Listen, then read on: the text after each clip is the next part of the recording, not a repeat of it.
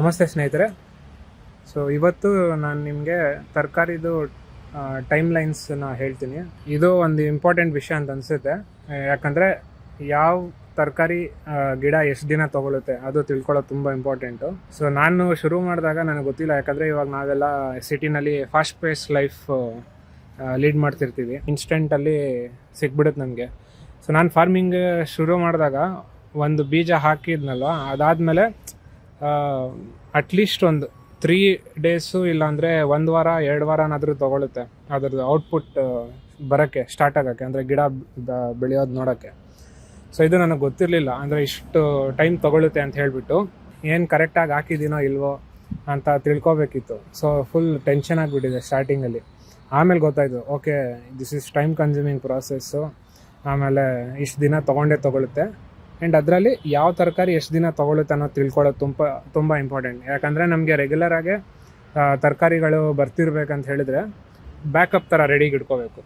So for example ಇವಾಗ beans ಅದೆಲ್ಲ ಬಂದು ಒಂದು 15 ದಿನ ಗಿಡ ಬೆಳೆಯುತ್ತೆ. ಸೊ ಅದೊಂದು 15-20 ದಿನ ಅಷ್ಟರಲ್ಲಿ ನಮಗೆ ರಿಸಲ್ಟ್, ಅಂದರೆ ಫ್ಲವರಿಂಗ್ ಆಗೋಕ್ಕೆ ಸ್ಟಾರ್ಟ್ ಆಗುತ್ತೆ. ಆಮೇಲೆ 1-1.5 ತಿಂಗಳು ಇರುತ್ತದಷ್ಟೇ ಬುಷ್ ಬೀನ್ಸ್ ಎಲ್ಲ. ಸೊ ಟೊಮೆಟೊ ಇದೆಲ್ಲ ಬಂದು ಒಂದು 3 ತಿಂಗಳು ಬೇಕು, 2 ಮಂತ್ಸ್ 3 ಮಂತ್ಸ್ ಬೇಕು. ಆಮೇಲೆ ನಮಗೆ ಕಾಯಿ ಎಲ್ಲ ಬರೋಕ್ಕೆ ಸ್ಟಾರ್ಟ್ ಆಗುತ್ತೆ. ಸೊ ಇದನ್ನು ಫಸ್ಟು ತಿಳ್ಕೊಳ್ಳೋದು ತುಂಬ ಇಂಪಾರ್ಟೆಂಟು. ಅಗೇನ್ ಇನ್ನೂ ನಮಗೆ ಎಲ್ಲ ತರಕಾರಿ ಎಷ್ಟು ದಿನ ಹಿಡಿಯುತ್ತೆ ಏನು ಅದೆಲ್ಲ ಗೊತ್ತಿಲ್ಲ. ಸೊ ಏನೋ ಫಿಗರ್ ಔಟ್ ಮಾಡ್ತಿದ್ದೀನಿ. ಸೊ ಫಾರ್ ಎಕ್ಸಾಂಪಲ್ ಈ ಬದನೆ ಗಿಡ ನೋಡ್ಬೋದು. ಸೊ ಇದು ಯಾವಾಗ ಹಾಕಿದೆ ಅಂತಲೇ ಮರ್ತೋಗ್ಬಿಟ್ಟಿದ್ದೀನಿ, ಬಟ್ ಬೆಳೀತಾ ಇದೆ.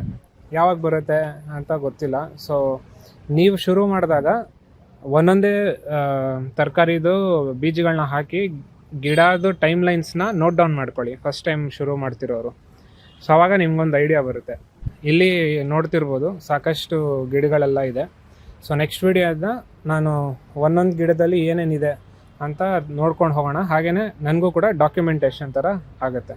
ಸೊ ಈ ವಿಡಿಯೋನಲ್ಲಿ ಇದಿಷ್ಟೇ. ಮುಂದಿನ ವಿಡಿಯೋನಲ್ಲಿ ಸಿಗೋಣ. ಧನ್ಯವಾದಗಳು.